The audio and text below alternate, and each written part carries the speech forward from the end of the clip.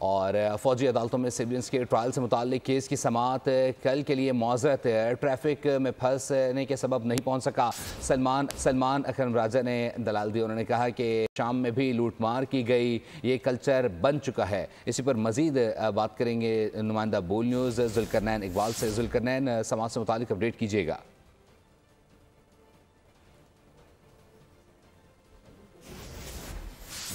जुल्करनैन, समाअत से मुताल्लिक अपडेट कीजिएगा।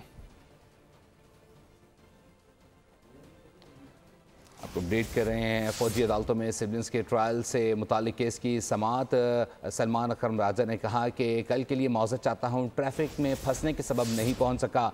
जिस पर जस्टिस अमीनुद्दीन खान ने कहा कि जिसने अदालत पहुंचना होता है वो पहुंच चुका होता है। आजकल जलाओ घिराओ और तोड़फोड़ करना कल्चर बन चुका है। सब्सक्राइब करें और बेल दबाएं ताकि कोई खबर रह न जाए।